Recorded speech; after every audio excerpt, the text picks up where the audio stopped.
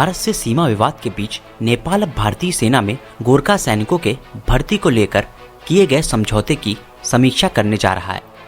नेपाली विदेश मंत्री प्रदीप कुमार ग्यावली ने कहा है कि इस समझौते में कुछ प्राविधान संदिग्ध हैं, इसलिए 1947 का यह समझौता निरर्थक हो गया है।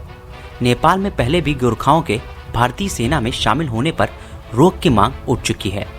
नेपाली विदेश मंत्री ग्यावली ने कहा कि भारतीय सेना में गोरखाओं की भर्ती अतीत की विरासत है।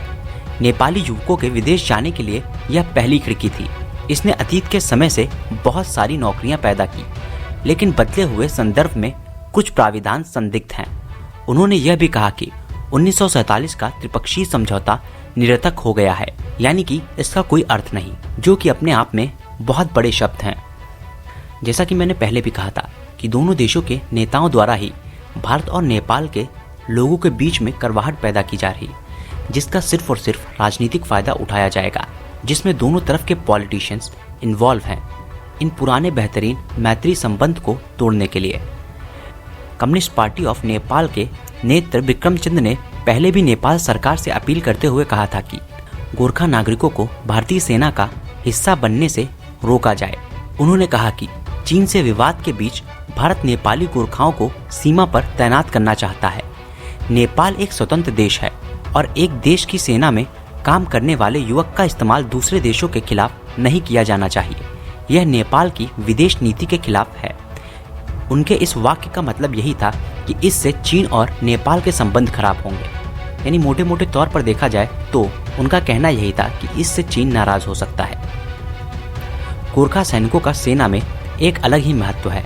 भारत में भी पहाड़ी इलाकों पर ज्यादातर गोरखा जवान ही तैनात रहते हैं। वहीं गोरखा सैनिकों के बारे में यह भी कहा जाता है कि पहाड़ियों पर उनसे बेहतर लड़ाई कोई नहीं कर सकता। भारत ही नहीं, ब्रिटेन में भी गोरखा सैनिक वहां की सेना में शामिल हैं।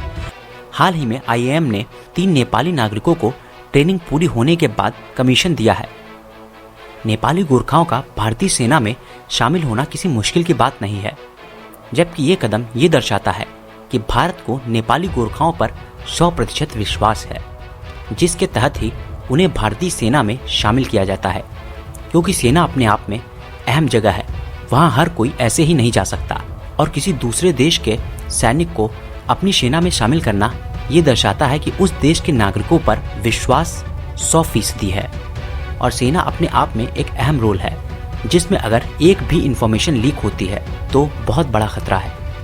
इसलिए नेपाली नागरिकों का भारतीय सेना में शामिल होना गलत नहीं है, बल्कि ये दोनों देशों की मित्रता को और ज़्यादा बांध के रखता है।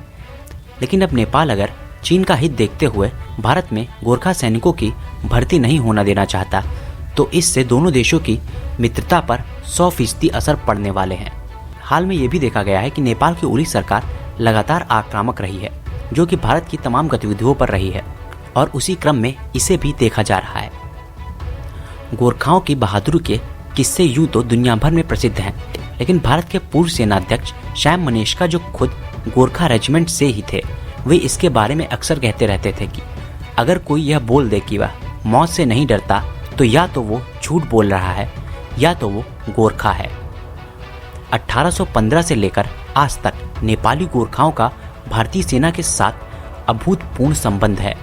अगर इन पुराने संबंधों से अब छेड़छाड़ होती है तो इसका मतलब ये है दोनों देशों के नागरिकों पर ही असर पड़ने वाला है।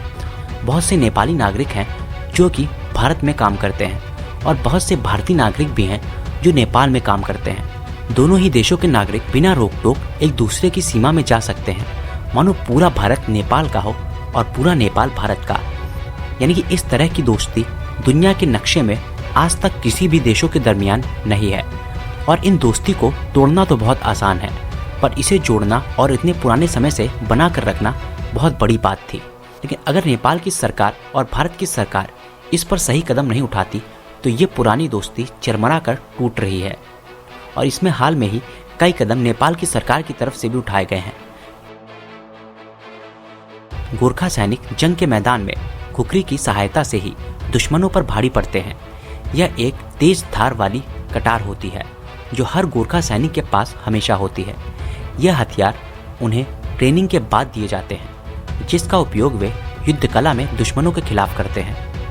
गोरखा सैनिक शारीरिक और मानसिक रूप से बहुत मजबूत होते हैं। भारतीय सेना में 42 हफ्तों की कड़ी ट्रेनिंग के बाद इन्हें पोस्ट पर भेजा जाता है। ये पहाड़ियों पर लड़ाई में बेहद माहिर होते हैं। ये आमने सामने की लड़ाई और बिना हथियारों की लड़ाई में दुश्मनों पर भारी पड़ते हैं। इनकी कदकाठी छोटी और कटी हुई होती है। नेपाल के साथ भारत के संबंध अब तक सही रहे हैं, लेकिन हाल ही में इसमें खटास आने लगी है। प्रधानमंत्री केपी शर्मा ओली के घरेलू राजनीति की वजह से भी इस पर काफ़ी असर पड़ा है। साथ ही साथ लोगों का ये भी कहना है कि चीन का भी काफ़ी असर नेपाल की राजनीति पर पड़ रहा है, जिसे लेकर भारत के साथ दूरियां बढ़ाई जा रही हैं। क्योंकि भारत और नेपाल के बीच कालापानी लिपुलेख और लिम्पियादुरा का मुद्दा बना रहा है, जिस पर बात नहीं हुई और अचानक चीज़ें उलटफेर हो गईं। क्योंकि काफ़ी समय से ये विवाद ही था, लेकिन भारत की रोड बिल्डिंग के बाद से ये विवाद काफ़ी ज़्यादा उठ गया। इस विवाद की पूरी कहानी आपको ऊपर आई बटन में मिल जाएगी, जिसमें सबूत के साथ इस विवाद की पूरी जानकारी है। उस आई बटन पर जाकर आप इस वीडियो को भी देख सकते हैं, जिससे आपको कालापानी लिपुलेख और लिम्पियादुरा की पूरी सही जानकारी मिल जाएगी, जिससे आपको ये पता चल जाएगा कि ये किस तरह से भारत और नेपाल के बीच में विवाद की जड़ है।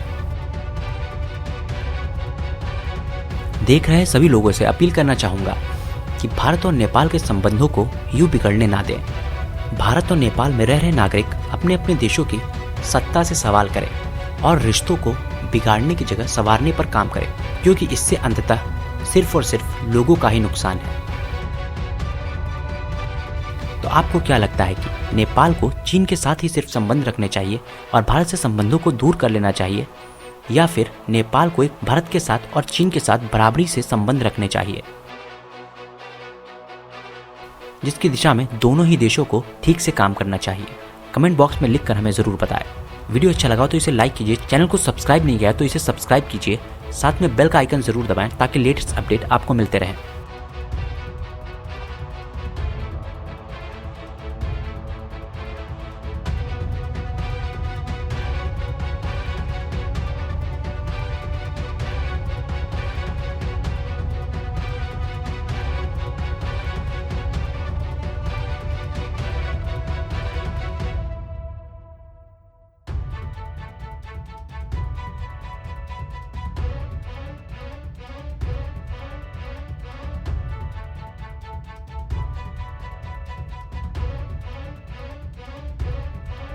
धन्यवाद। NI news.